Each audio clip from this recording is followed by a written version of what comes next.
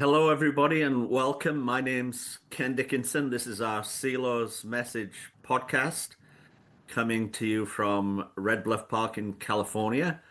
And today we have one of our dearest friends and members of the park, Kurt Heyl, although Kurt lives most of the time in New York. And Kurt just was at the Mickey Buddha message meeting this past June in Budapest, Hungary, with his wife Maureen. And coming back from there, he wrote a little contribution called The Religious Sentiment. I'm just going to read you the opening to it, and then I'm going to ask Kurt how and why he decided to do this contribution. So it's called Religious Sentiment, the contribution as part of Silo's message, which attempts to approach with words, images, music, and art, and is an approximation of this overwhelming force of the human being in order to unite with itself in unity and coherence. I experienced this kind spiritual energy in different forms of the expression of my art. And what I noticed, Kurt, right away is this is very much an artistic contribution rather than a literary one. And you, a little later on, you say you're not taking a straight line to meaning, since it is about the elusive nature of that meaning that you're kind of interested in. So I'm not either going to take a straight line through your contribution, so we might jump around a little bit. But I think everybody listening today would be very interested to know, coming out of that experience in Budapest at the Mickey Buddha message meeting, why you decided to write this contribution. Yeah, that's the easy answer. In fact, it's in the contribution. At the end of the meeting, I was in an empty hallway walking, and there was Esteban standing there. Yeah, for people who might not know who Esteban is, could you just briefly let us know who Esteban is? Yes, Esteban is an artist from Buenos Aires who is famous for working with clay. And he's done faces in clay that are standing in the parks. So you can see his work all over Punta de Bacas, all over the different parks. And he's very accomplished. And one of the things he's famous for is running workshops on working with clay. And he did that also in Mickey Buddha. And then he went on and did it in Italy. And he asked me if I would share a contribution with the world about my experiences working with Silo's message and working with Silo over the last 50 years or so. And why do you think he asked you, Kurt, to do that? Well, he said, he introduced it as, you're one of the older guys who's been around. And consequently, it would be good if you shared some of your ideas with the world and take advantage of the fact that you have participated for such a long time in Silo's message, in Silo's works. Yes. Even though I had a vacation from the works, I still came back and continued. Well, in your contribution, you start really from where you started back in 1973. And I suspect at that time, just because of what you wrote there, you might have been going through a bit of a crisis, almost you might say an existential crisis. I don't know if that's true or not, but I'm always curious amongst our fellow Siloists what your memory is of the very first meeting you had or the very first introduction. How did you find out about Silo? What was that first contact like? As if you were landing on the moon for the first time. Yes, I went to Berkeley and I met Fernando Aranguiz. And what got you to go to Berkeley to meet them, though? I got the address from a guy who I met in Boulder Creek, and he was working with a friend of ours who was doing redwood burl tables and working as a lumberjack. Two things he was doing. And he was a family friend, and he introduced me to a young guy named Gary Lundblad. And Gary connected me to Peter Gudjensson and Fernando Aranguiz in Berkeley. Yes, and what were you looking for, Kurt? Well, I was looking for a connection to Gurdjieff Okay. because I had been reading Gurdjieff and Ouspensky for a couple of years, at least 3 years. And I wanted to go on and study his works, Gurdjieff's works, but it turned out that we went to the nearest group of Gurdjieffians in Monterey, California. And my wife and I and a friend of ours, we went there and we talked to them. And the synthesis was they could tell we were interested, but it was unfortunate that we couldn't afford to join the group because you had to pay 10% of your income, and that didn't count because we didn't have an income. And then you had to pay fees for all the workshops, I see.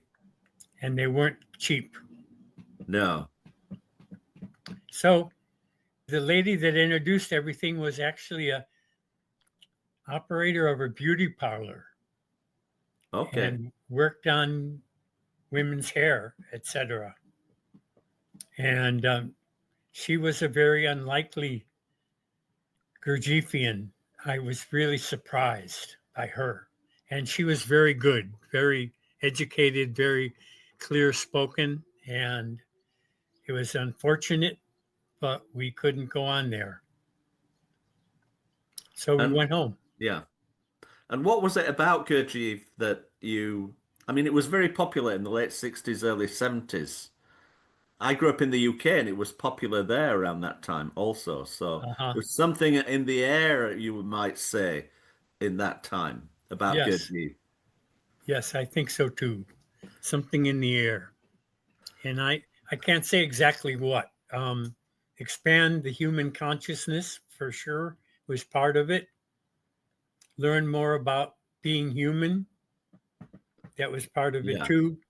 And the fact that there was nobody else around who was speaking in a different kind of language like he did Yes. to explain how the human mind works.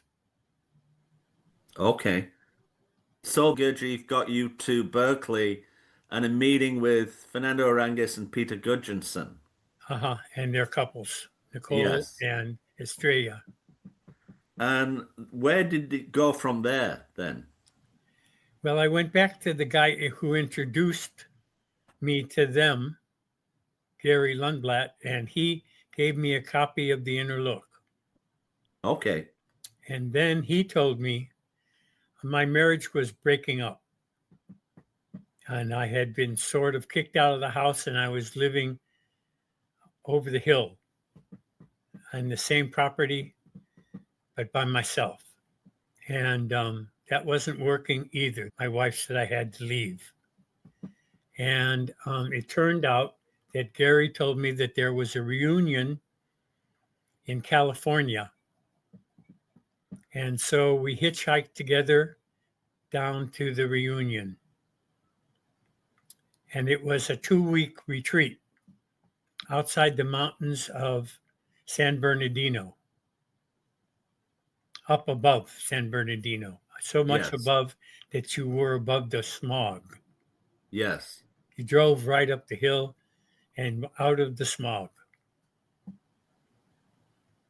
So it was nice. It was very nice. Was that your first experience of a CELO meeting? Yes, completely. My first. So this is 1973, and you're with a group of people, and what are you working on in that meeting?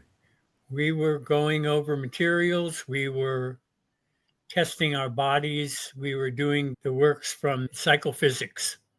Okay, The works from psychophysics. So we did all those exercises. yes. What we find in self-liberation today. Yeah, exactly. Yeah. Exactly. Yeah.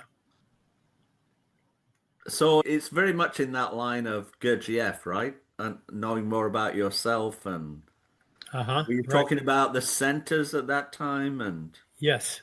yeah, Well, we had the book Siloism, which yes. had just finished.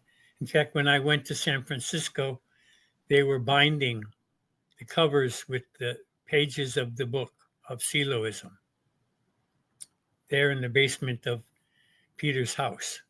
And do you know who had carried Silo's message that far so you were able to get in contact with it? Yeah, it was Mary Hobie, Mary Hobie. Okay. yeah, who was also a member of the same park, our park. Yes. Right. Founding member of Red Bluff Park. Uh-huh. Silo called her the Rock. Yes, right. And I believe shortly after that you went and met Silo, did you not? I did with the group in November of that year of 73.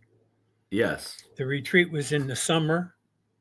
Then I went and lived with Charles Lasseter, Yes. and he got me a job roofing, doing roofs with him, working with him, and then he paid me, and with the money, I was able to buy the ticket to fly to Argentina, which wasn't terrible expensive. It was $400 round trip, Yeah. and it was a great trip. And there were like 13 people that went. Yes. I don't know exactly how many, but it was over 10. And where did you end up there? How did you meet Silo? What was your first impression? Well, he knew we were coming, Okay. so he met us, and then we were sent out in small groups to different parts of Argentina. The idea being that it would be better if we were in small groups. We Uh-huh. could have a better exchange with the people from the parks. And I was sent north with a small group, and we went to Tucumán. And what did you do there, Kurt?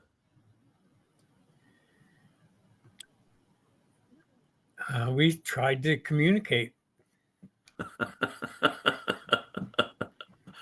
We tried to figure out who they were, what they were doing, and the same for them, for us. But one of the things I had discovered during the retreat was some material that had been written already that was part of the notebooks of the school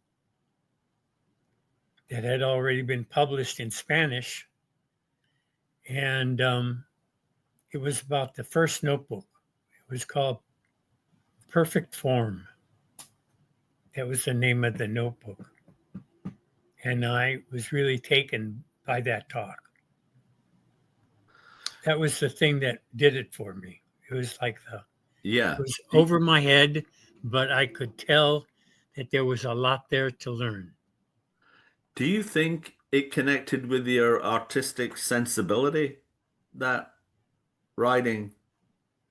Because you are an artist. You were an artist and a musician. You trained as that. You were a professor in a university teaching art, as I remember, Yeah, right? and filmmaking. And filmmaking. And Yes. my master's thesis was a film. Okay. And did that writing, the perfect form, connect with your artistic sensibility at all? It connected with my general sensibility, with my sensibility of wanting to expand my mind. Okay. That's what it connected to. Would you say that's also been the purpose of your art also? As an artist, were you just doing it to produce nice things to look at, or was it more about you could not do it because it's the way you expressed yourself in the world, the best way you could, something like that? Yeah, that's it. The way I express myself in the world. It's like that.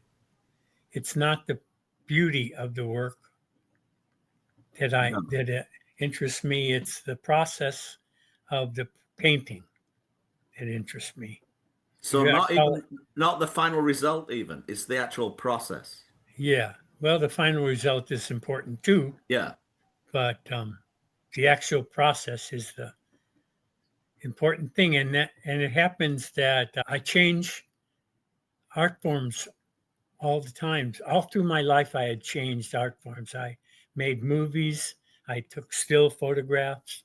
I had exhibitions, and then I went on to perfect my painting, and then I went on to study drawing at a park in Portland with a bunch of novices, and I Yes. was a novice too. And I learned to draw, Yeah. and I did well enough that they published my self-portrait that I had done as in pencil in an article about the class. Yes. So I contributed to the popularity of the class. So this perfect form material grabbed your interest.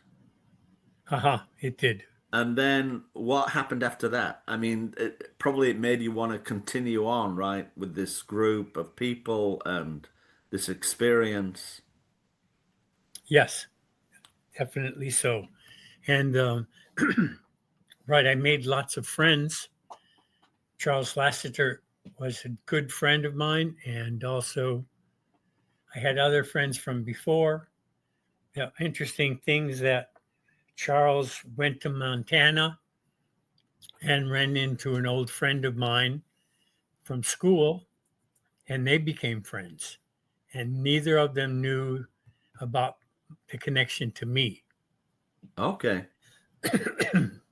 not until afterwards. Yes. So after that trip, you came back to the US, Uh-huh. convinced to carry on this work and help it expand and grow. Would that be correct to say that? Yes, it would be Yeah. because it was my connection to the world. Okay. I no longer had a family. And did you feel you were moving more towards understanding that connection to the world and yourself better from where you had been before? Most of us know in Silo's commentaries, there's a lovely piece, one of my favorite parts, where he talks about the inner look. I'll just read it because I think people will recognize this. And you mentioned that The Look Within was the book you got right away Uh-huh. there, Right. which is the basis of the message. The inner look is an active direction of the consciousness. It is a direction that seeks significance and meaning in the apparently confusing and chaotic inner world.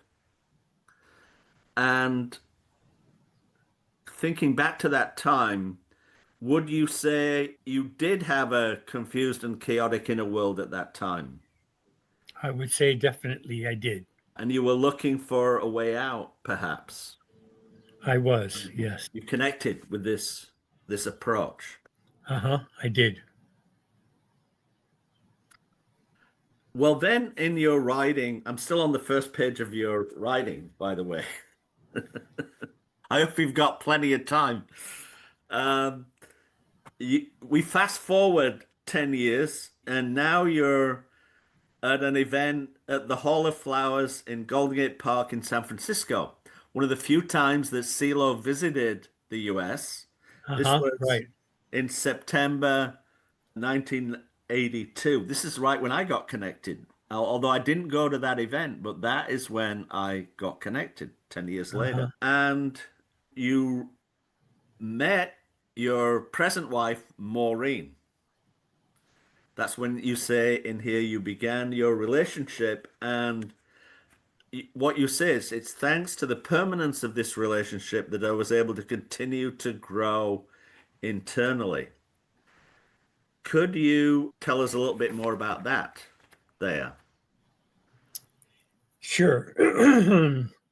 The problem with the human consciousness, it seems to me that it's easy to fool yourself. Yes. And that one of the necessities of having a relationship with someone else, a permanent one, is that it reflects your behavior, it reflects you honestly. So you get to see who you really are through the eyes of the other person, and also through your perception of how your behavior, your attitudes, your way of dealing with the world affects them. Yes. So, because those things can disappear if you don't have a permanent relationship, that I think it's inherent to the nature of the relationship that it exposes you. Yes. It exposes you in a way that you wouldn't be exposed in the world, because you could always pretend that you were your work, or you were your, like, what's your job? What do you do? Question Yeah. mark. What do you Yeah. do? I do this. I study myself.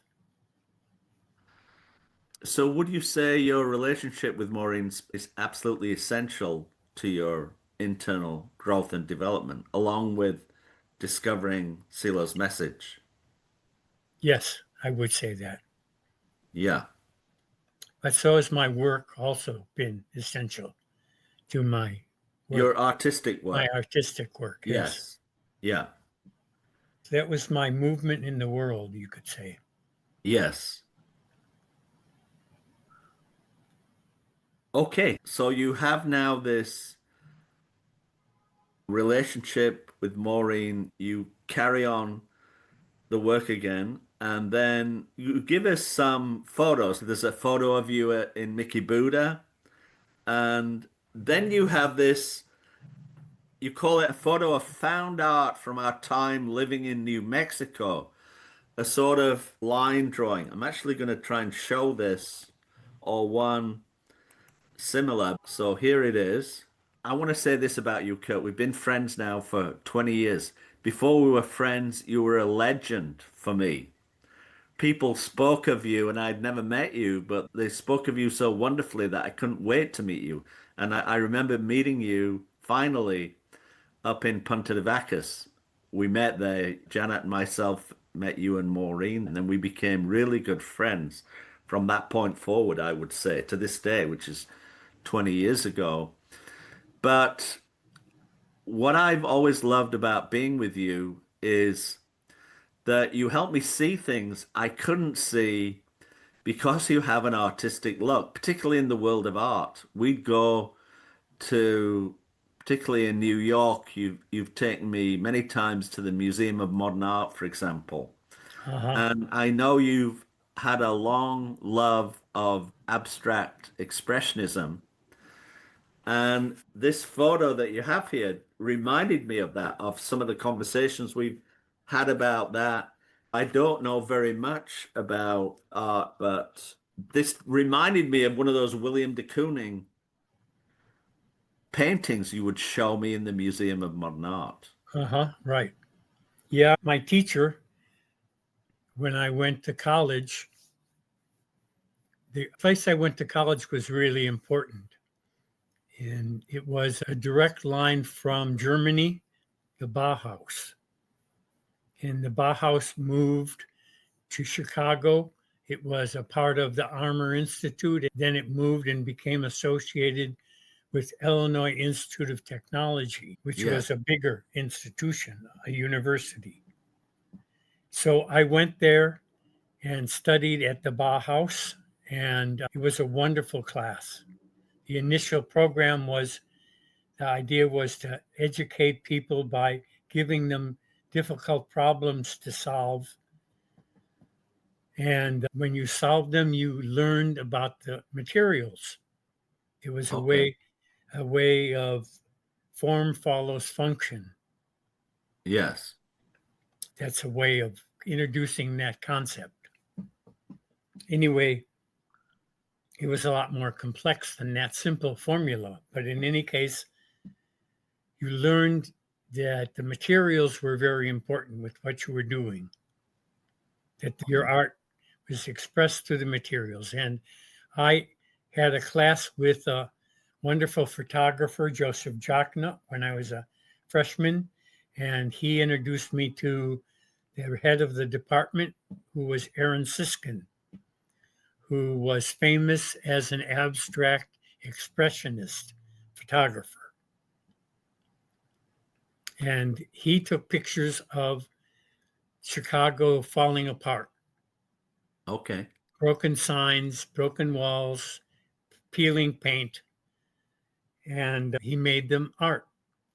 He made them Yeah. beautiful by framing them with the camera and putting them into black and white film. And he published several books about his abstract expressionist photographs. And he was wonderful teacher. He was very nice to me. I had a great time in his classes, and he continues to inspire me as a human being. Were you already in this direction with your art at that time, or is that like the starting point for your abstract expression? It was a starting point Yeah. because I was a musician. Okay. Up till then, I was a musician. I finished high school in the band and in groups playing with friends, playing jazz. And then I got a scholarship to a college in Southern Illinois for my music in trombone. And I went there to that college, and it wasn't a really good fit because I was too experimental for them, just in general, in every way, too experimental. So they couldn't say why I wasn't welcome, but I wasn't welcome. They asked me not to come back. And they said they were lowering my scholarship, lowering the money that they were Okay. giving me. It's to encourage you not to come back. Right, to encourage me, right. And that was Quincy College. Okay. So you had to switch to something else. I did. Yeah. So I went to the School of Architecture, which was famous in Chicago, Yes. because the building that in the School of Architecture was made by the head, sort of the head of the School of Architecture, not really the head, but the inspirational head. And his name was Mies van der Rohe. And he did all of the buildings for the Illinois Institute of Technology. Most of them were brick, but the building for the School of Architecture was glass and steel. And the thing about it that was interesting and revolutionary was that the building was supported by the ceiling, Oh. because he had columns on the outside that held these tremendous steel I-beams that were maybe 6 feet wide. And they supported the building with the I-beams. Yes. So there was no internal structure. In the first floor, there were little rooms, but everything over the tops of the rooms was open. And they said to me that I wasn't smart enough for the School of Architecture. My grades weren't good enough. Let's Okay. say my grades weren't good enough. That was implied that I wasn't smart enough. And it turned out later that I was really good friends with a young man who went through their School of Architecture and quit after the first year. And he was telling me that you had to learn to draw a straight line your first year in architecture, that it had to be a continuous straight line with a pencil. It couldn't have any variations in it of the weight of the line, of the thickness of the pencil line. Any variations whatsoever were out of the Is question. is this freehand? No, it's No, not freehand. no. Okay, so you had to really pay. It's an exercise in attention. That. It is, Yeah. but it didn't seem like it. It seemed like an exercise in murdering your creativity.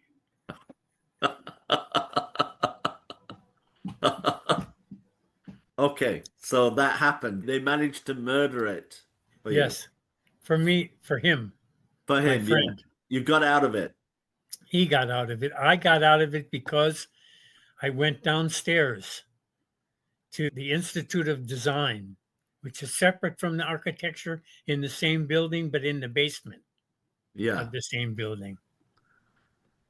And it was wonderful. It was the Bauhaus, where upstairs wasn't so much the Bauhaus, but No. downstairs was, because it was multifaceted. And it included industrial design and photography and visual design, which included painting and drawing and graphics. Didn't you start to thrive there? I did, Yeah. definitely. And from there you became a art teacher, I believe, Yes, right? West Yeah. the University of Wisconsin, Milwaukee hired me while I was still in graduate school and N- working on my thesis. Now, can we just go back to the abstract expressionism? Because if you connected with that, this is non-representational art. Yes, right, exactly. And what was it about that that grabbed you?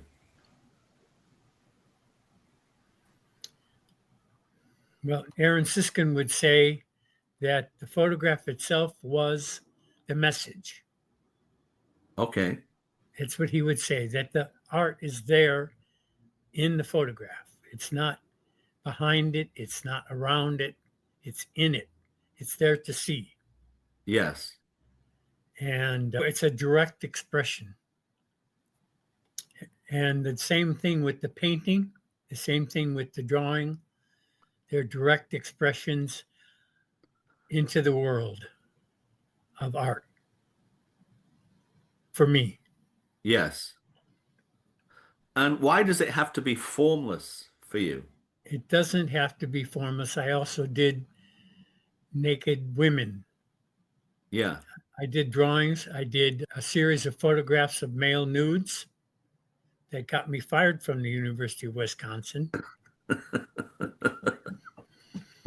And I worked with a faculty group at school where I was teaching high school in New York City.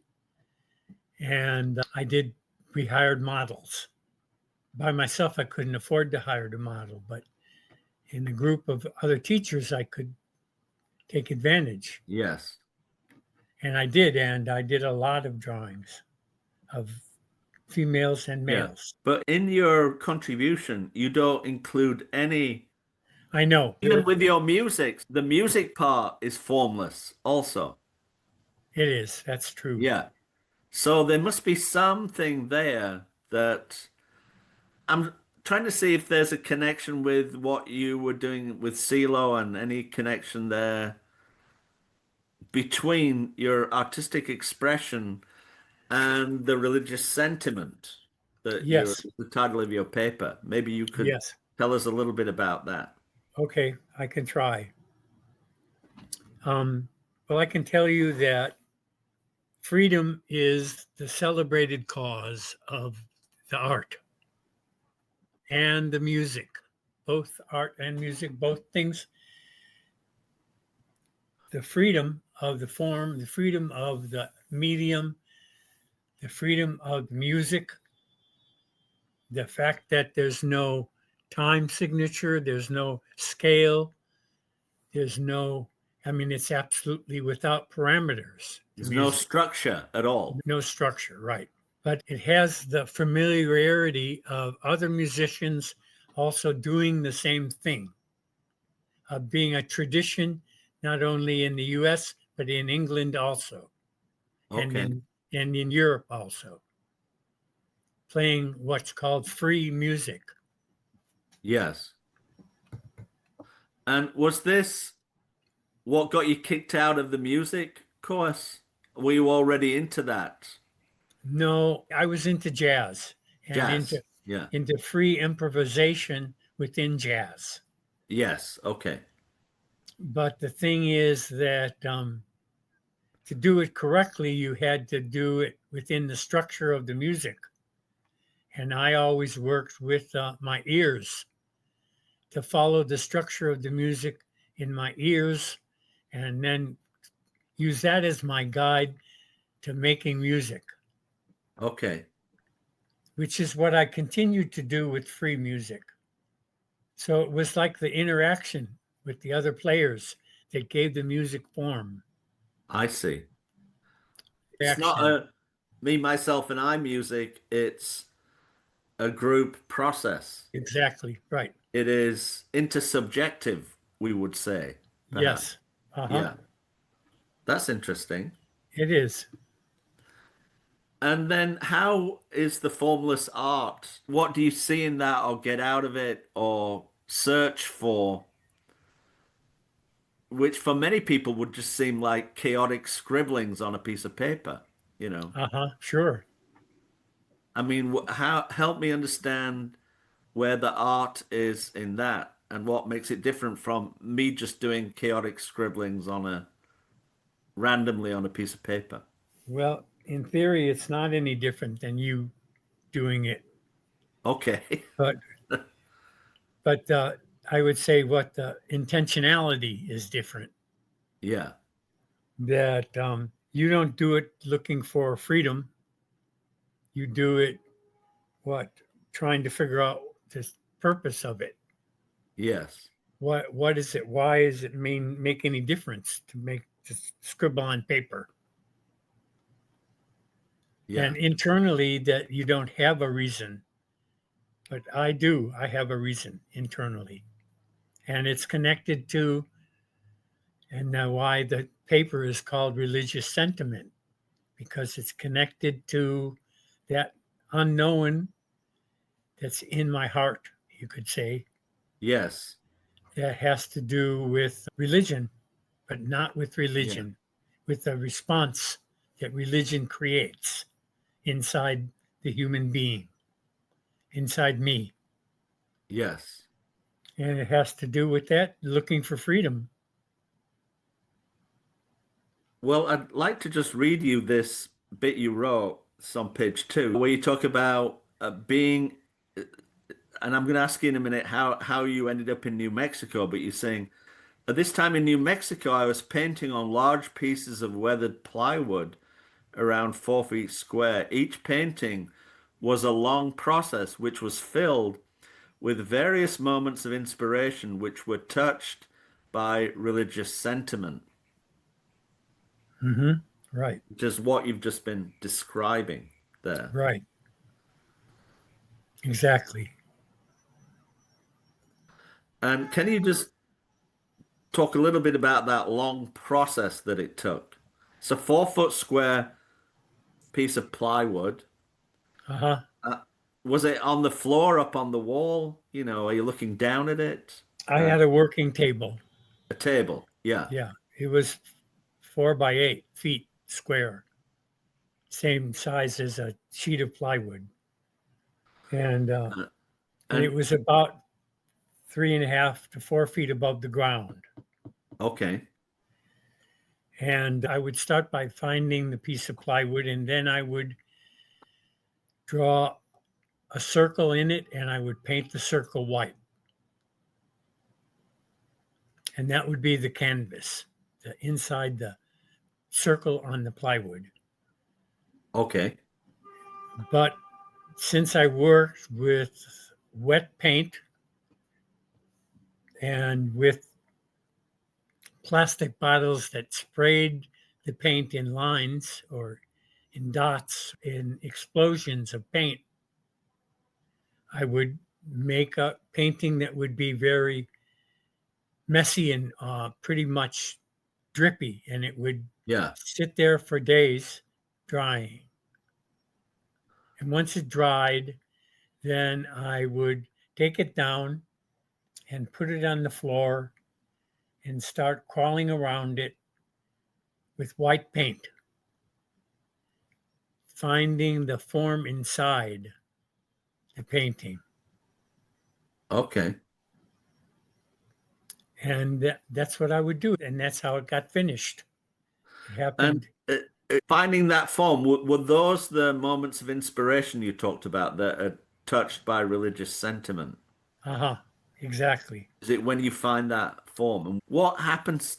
What would happen to you It would inside? be a, it would be a dance between me and the painting. Yeah. And it would last for however long the dance lasted until I couldn't go any further that day. And then I would come back to it again and try Yeah. again.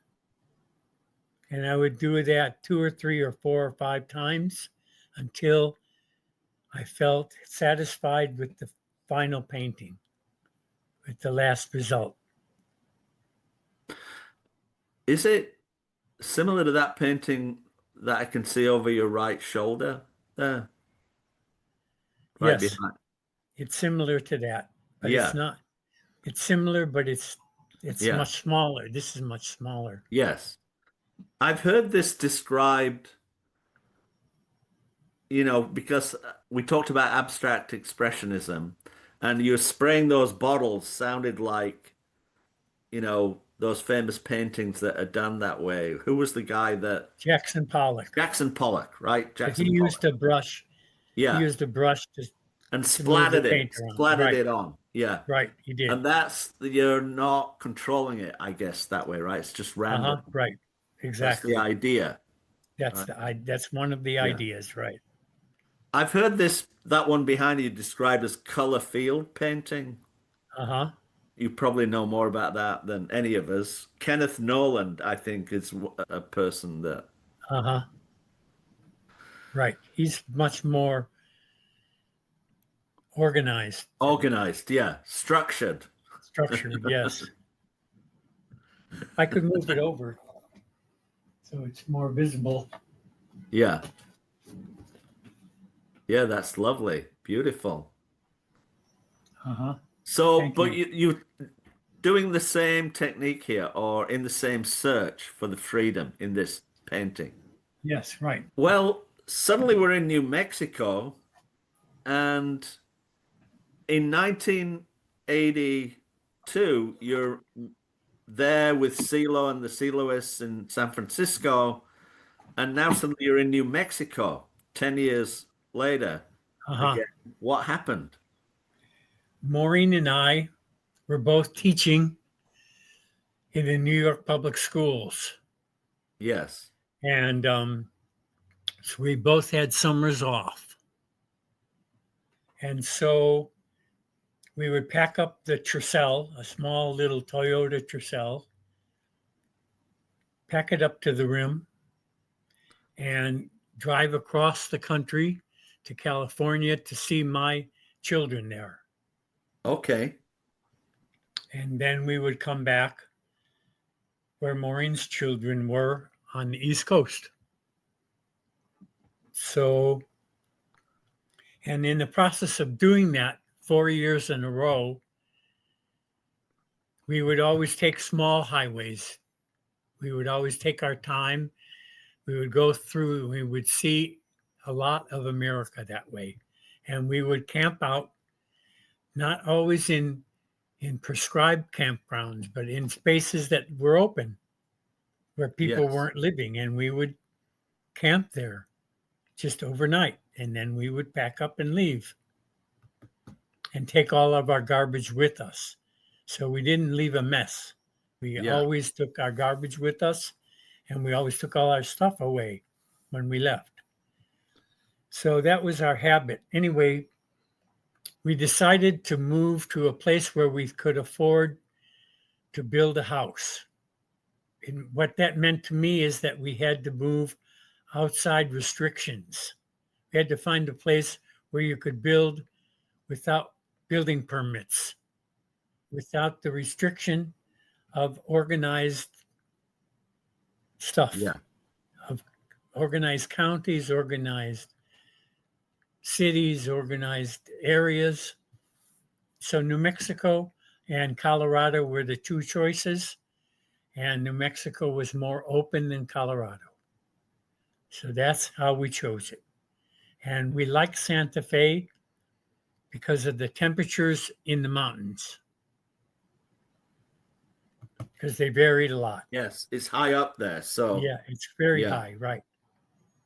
So we ultimately couldn't afford to live in the mountains, but No. we bought a house that was still on land that was over a mile high. Now, in your writing, Kurt, you say you not only left New York, but you also left the movement at I that did, time. right? Yeah. I did. There was And that's when you said you took a hiatus from it. exactly.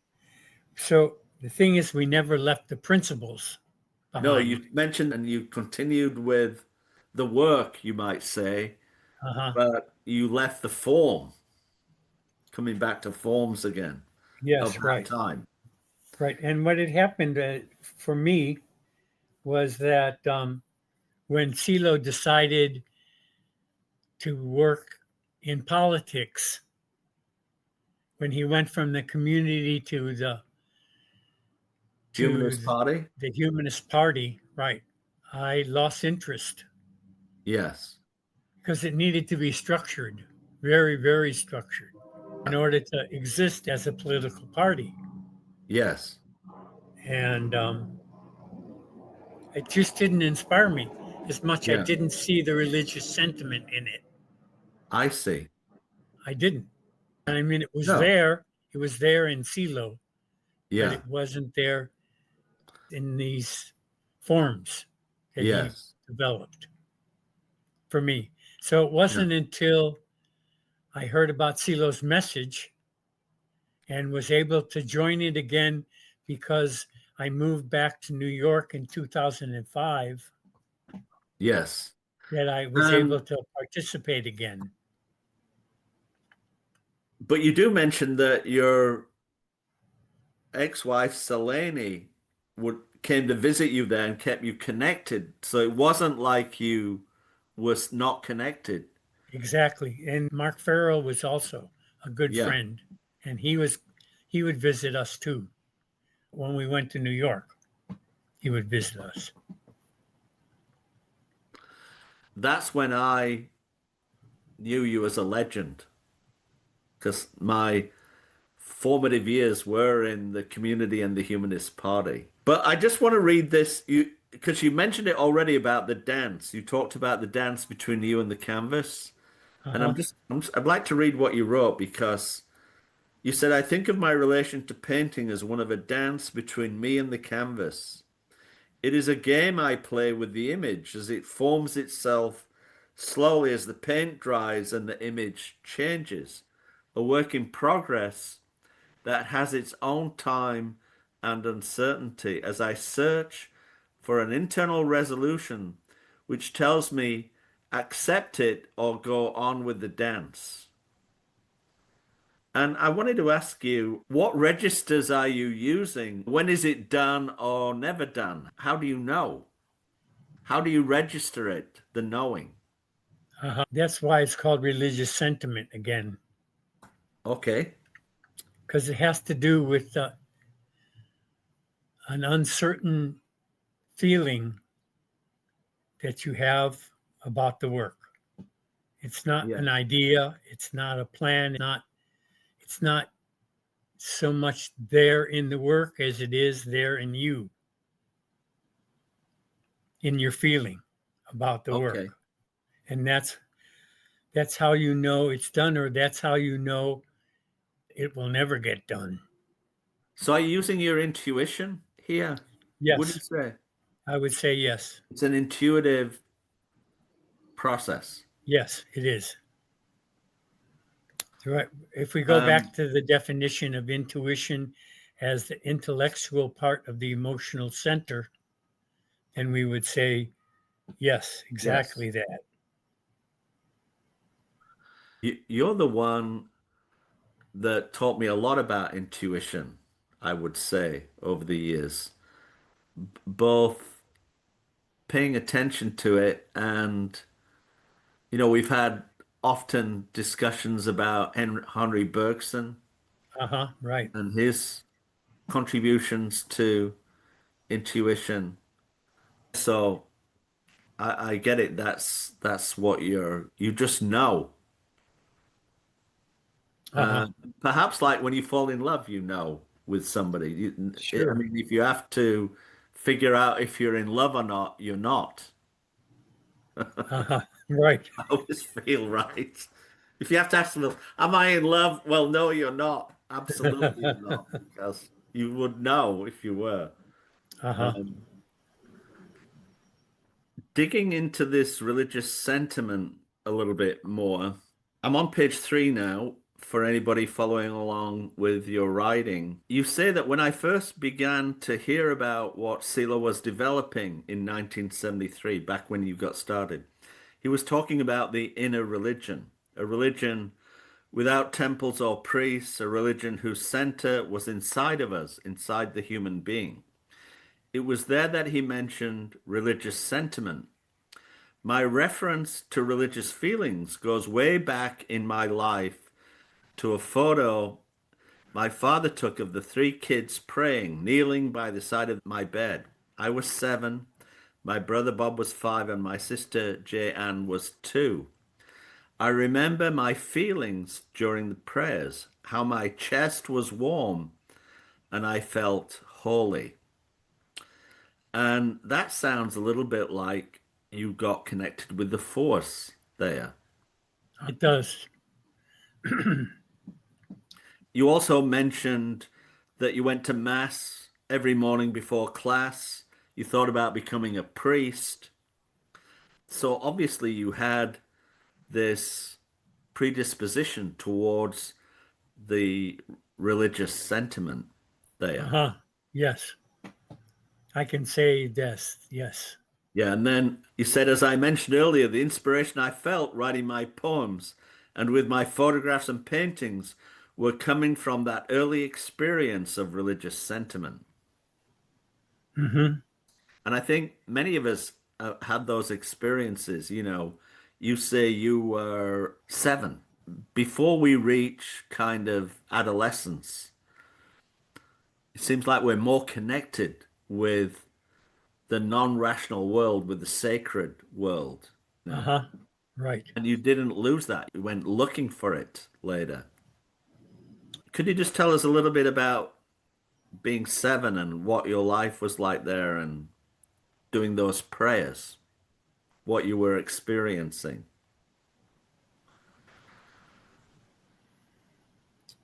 I don't have access to exactly that situation. I'm a lot older now, as you know. Yes, but was it something you were required to do? Like your parents made you do that every night? No, never. No, never. You Mm-mm. wanted to do it. I did. And it was like singing with my father. Okay. He liked to sing while I was in the bathtub, while he gave me a bath. He would sing to you. Oh, He just be would, yeah. singing. He Yeah. would sing songs Yeah. that he liked, like By the Old Mill Stream, that one? Yes.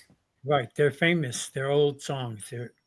So he would sing old songs. He would sing also standards. And I would learn the songs from him and I would sing with him. In fact, when we would go on car trips, when we were kids, we would sing in the car as a group. Well, at this point, you introduce us to your poems, and we've had a long, wonderful interchange about poetry over the Yes. past 20 years together. And Uh-huh. what I've always loved about your poems are how transparent you are with your inner life and thoughts, and you're very generous at sharing that with us. So I'm just going to read a little bit. I love the way you write about this stuff. It's called The Life of the Lord of the Ants, which is a great title anyway. And you say, when I eat breakfast, I don't wear my false teeth because I'm more comfortable and the food tastes better without them. Even though I'm hard to look at, now my wife won't eat with me, though she's usually not up for breakfast. This is very candid and open. Uh-huh. Right. Yeah. Yeah, more so than she I appreciates. Yeah, and luckily I only have one false tooth here, but I do take it out to eat breakfast every day. So I can totally relate to it. But you seem very unfiltered in your writing. Yes. Is Right. it Well, that again a form of freedom for yourself? uh-huh. Right. Exactly. Yeah. It is. It is. It's all back to that, right? Uh-huh. And I think for anybody reading your paper, it's really worth looking at. Your poems are really wonderful. I really liked all the ones that you chose. So, because of this early connection with, I think we both talked about the Force as a 7-year-old through this religious experience. Uh-huh. Um, on page 9 here, you have a poem, This Force Which Is Not Mine, right? Yes. And from the Gnostic prayer. Right. And I wanted to just talk to you about this a little bit. Some of us might remember this book. This is the book I think that Danny and Roberto first put together when the message first came out. Uh-huh. It has this annex in the back. It was taken out later. But I've always loved this book, particularly for this annex. And it has some parts of what we used to call the inner religion in there, which you mentioned earlier. But on page 53 of this book, where it talks about notes on the deep religiosity inspired by Silo's message, which is what the whole point of your writing is about. He talks about the experience, and it says, the sacred manifests itself from the depths of the human being. It is from this that the experience of the force derives its importance as an extraordinary phenomenon that we can cause to erupt into the world of daily life. Without the experience of the force, everything is uncertain. With this experience, we gain profound evidence. In this way, we don't need faith to recognize the sacred. The force is obtained in ceremonies such as that of the service and the laying on of hands. The effects of the force can also be perceived in the ceremonies of well-being and assistance. So without the experience of the force, everything is uncertain. And you wrote this poem, the force which is not mine comes through me into my voice when I guide a ceremony and when I can connect during a ceremony guided by another. It also comes through you when you're painting, when you're playing music. Don't you feel that it's the force operating Yes. there? Would you Uh-huh. say that's what it is? Yes, I would. And you say, in this way, I'm inside a great force that surges during the ceremonies and opens a sensation within my heart that asks to be shared through love with everyone around me. Even though it is not mine to give, this force that is not mine, I still need to give it since it already belongs to all of us as part of our humanity, part of our history, as a million years together on this planet with this joy of life that appears as a gift of this force. This is how you end your contribution on poetry, the section of your Uh-huh. poetic contributions there. You talk a little bit more about the force, your experience of it. Do you remember first really coming in contact with it? What I remember was feeling completely frustrated and lost because I knew I hadn't experienced it. At the time, I was with Selene in Chile, and we were there in Chile together in February of 1974. I would say in that zone, in that time frame, maybe. Anyway, that's when I think it was, and the coup had already happened, Right. and there was no joy in the streets. There was no joy in the people. There was no joy on the bus. Everything was sober and dark. And that's what I saw when I was in Chile. Lots of sadness. And I was on a bus and I was traveling with Selene somewhere within the city. I was on a city bus and it came to me, the force. In this climate of loss, and I was really knocked out. It was a big change, and it lasted for weeks and weeks. The Wow. change. Yeah, I know. It was like here you wanted the force, bang. And you weren't asking for it. No, I had been asking for it. Not when you were sitting on the bus, that you were just sitting on the bus. Yeah, I was always asking for it, Okay. but I had done weeks and weeks, and nothing happened, and so I was frustrated in Yeah. my asking. So I didn't have any belief that I was going to find it. Yes. No belief. It just offered itself. And it was Wow. strong. It was very strong. And what was the experience like? The experience was that it changed me. I wasn't me anymore. Oh, I was me, but the body had changed. So my experience of myself had changed. All of a sudden, I was an energetic being, okay. not a sleep being. Like Yeah. I said, it just didn't go away. And were you able to harness that in some way at that time? No, I wasn't. Well, I didn't know if I was harnessing it or not. Yeah. If it was harnessing me or I was harnessing it. I Okay. didn't know. I couldn't tell the difference.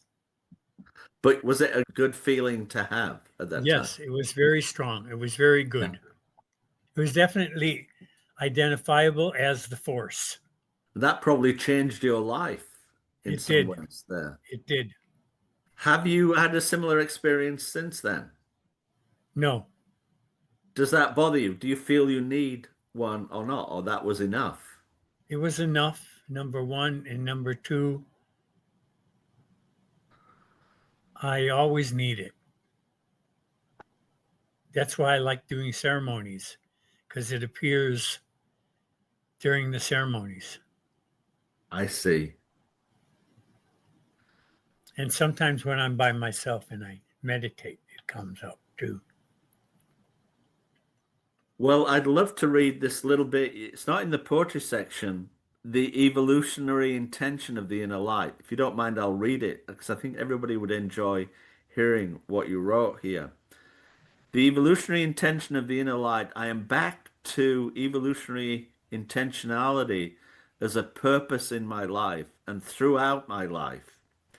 This evolutionary intention existed in my early poems as a teenager, and it has pushed my music towards more freedom and pushed my painting to represent the force. It has pushed me towards the sun this winter and the sun this summer. It has led my life's search away from repetition and toward what is essential in my life and in all life again and again. Where is the meaning in life if it is not in the humble search for that meaning? I love that line, Kurt.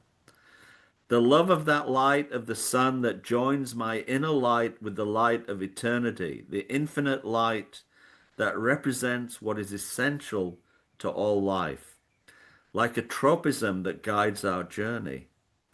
I see how the evolutionary intention is filled with the infinite light of life that lives to complete itself in this union, the union of the manifestation of the inner light.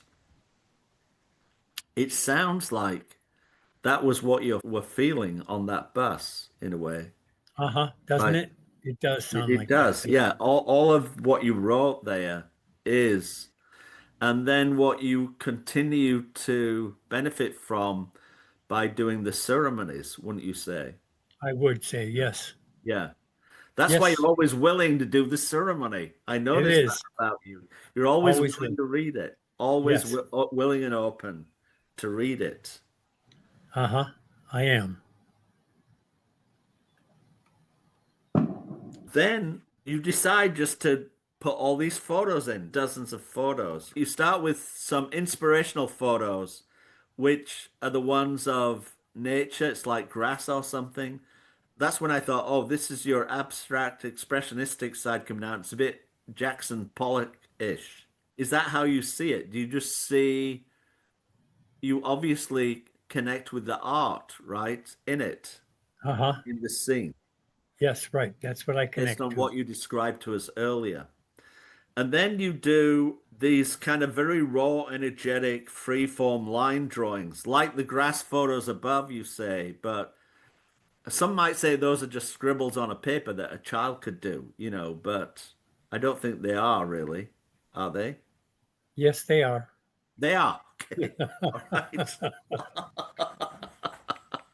But that but there's an intentionality behind them that makes them not scribbles. And the intentionality again is Is the search. search. Then you give us a whole bunch of inspiring water photos.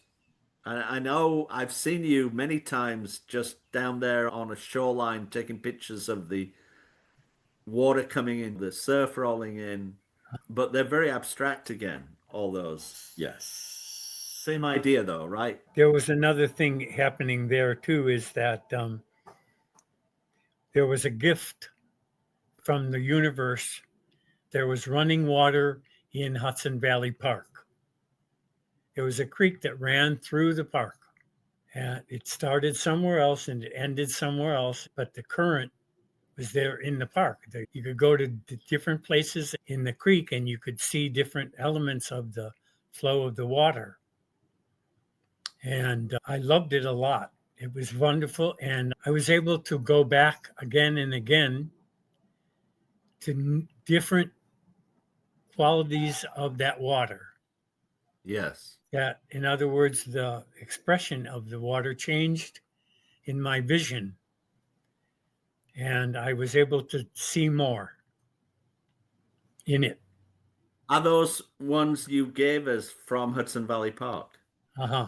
I love them, those, yeah.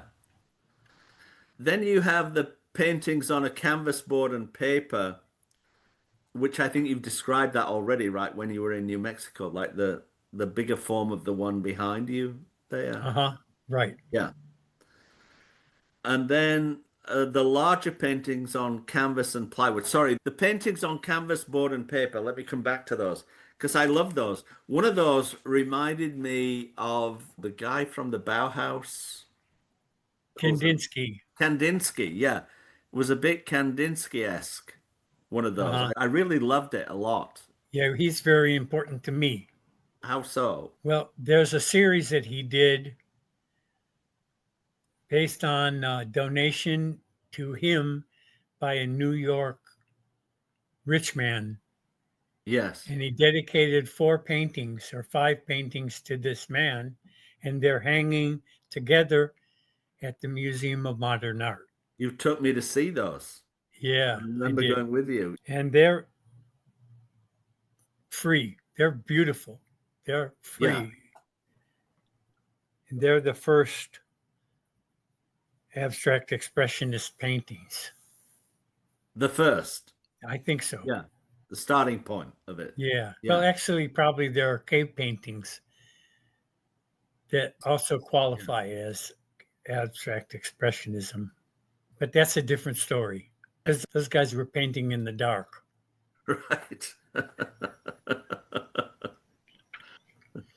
And then lastly, you have your larger paintings on canvas and plywood.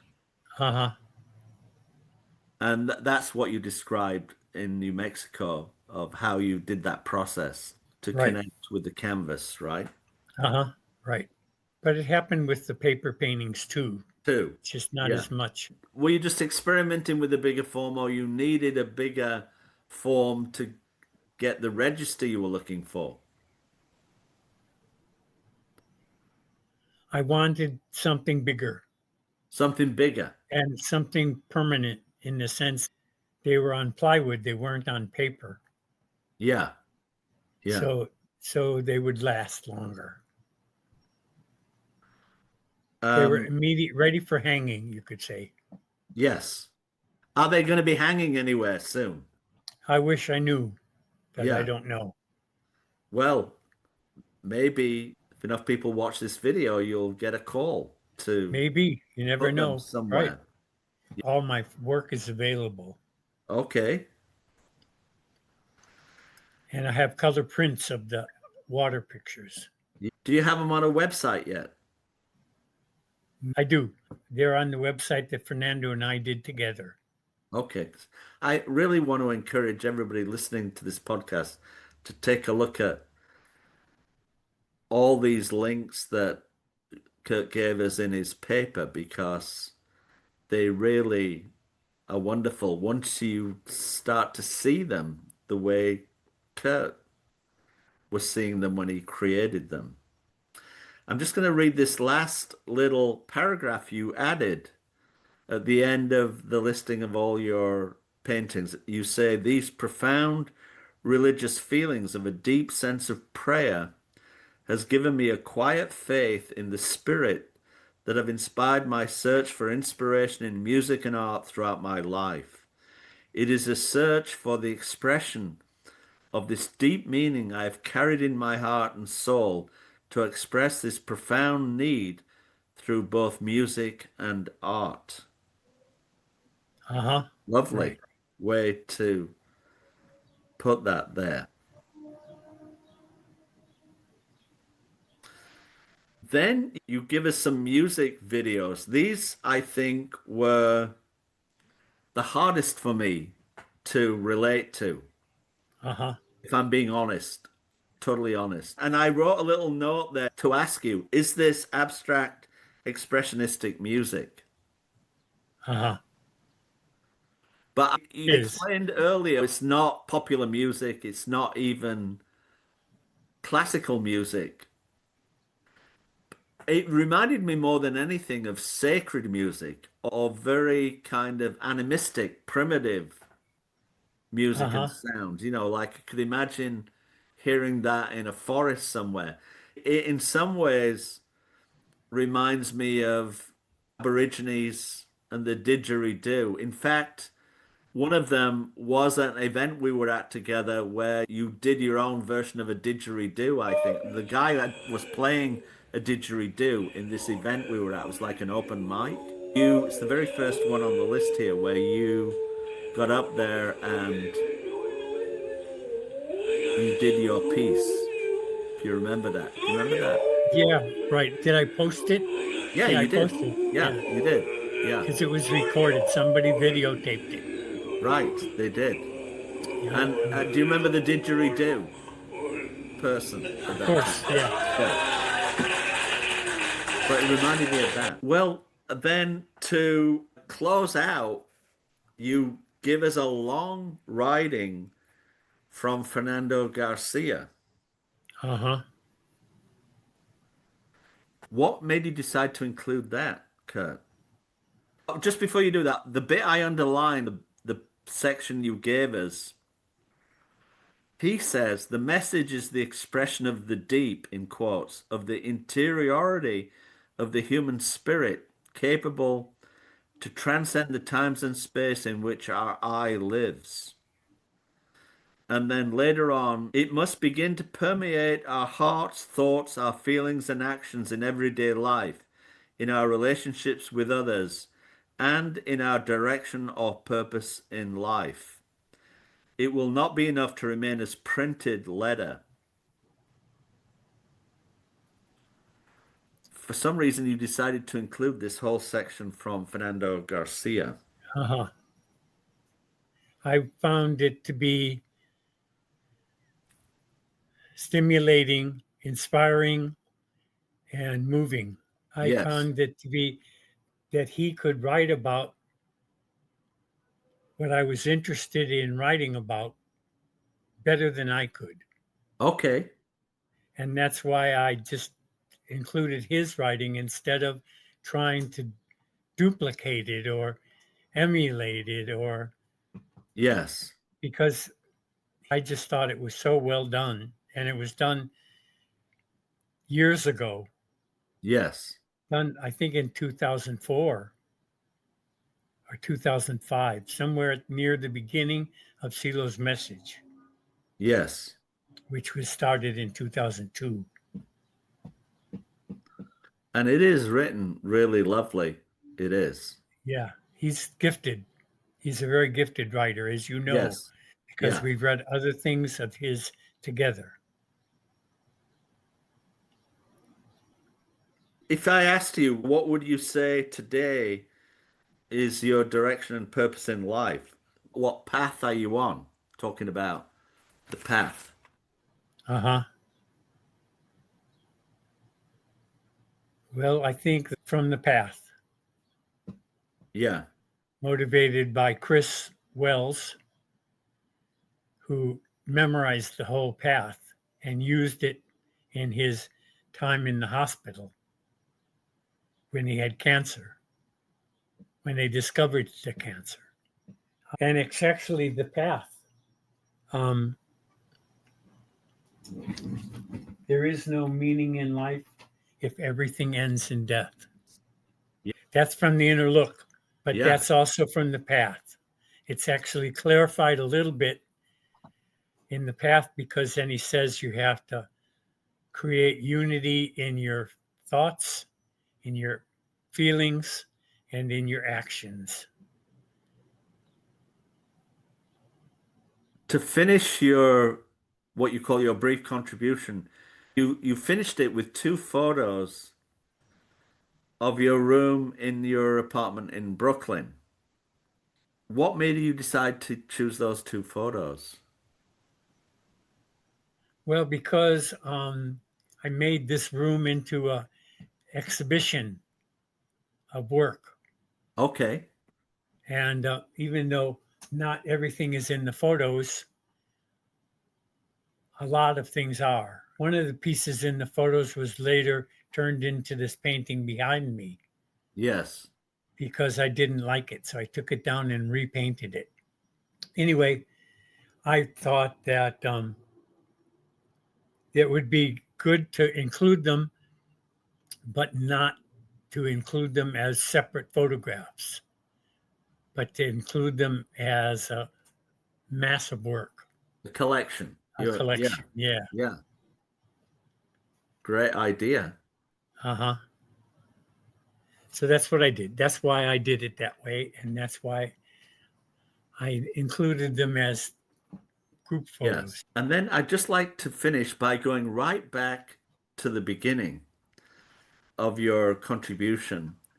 And you talked a little bit about a contribution from Roberto Verdaccia in Canada on the tradition and symbol of the fountain as a symbol of the love we share as humans for the energy that unites men and women.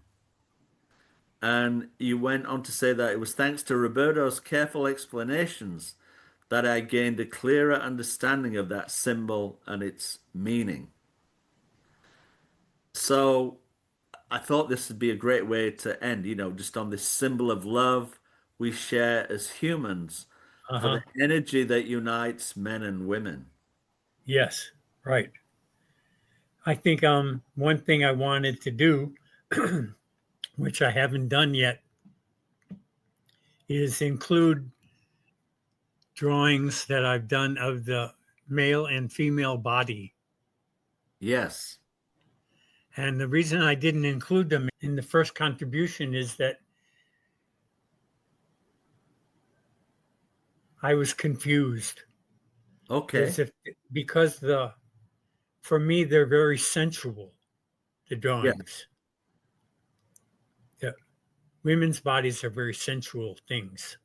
My drawings are very loose.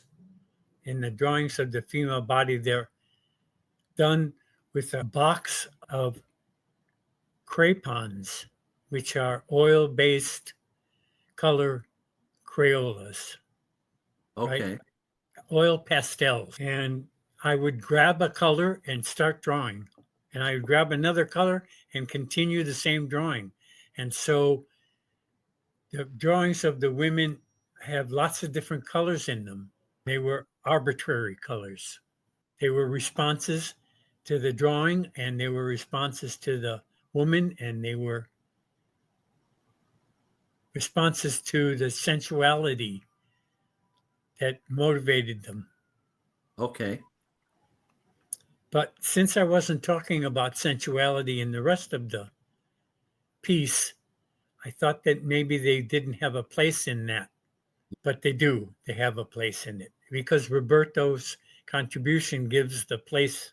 For them to be included, right? Yeah, right. Yeah. Exactly. So maybe this might let us have a second part to this writing. Sure, it might. It might very Yeah, well. that would be Yeah. great to do a follow-up on that. I'd love to hear your thoughts about that, really. Yeah. Okay. Yeah. Good. Good. Well, then this is a good close. Yeah, well, thank you so much, Kurt. This has been so fascinating as always, talking to you and just to get your insights into why you wrote this. And I'm so glad that you shared it with us all and that we could do this. So thanks again. You're I welcome. I feel you will be inspired to read Kurt's contribution. And also to enjoy it. All right. Until the Okay. next time. Yes. Peace, force, and joy. You too, Kurt. Peace, force, and joy.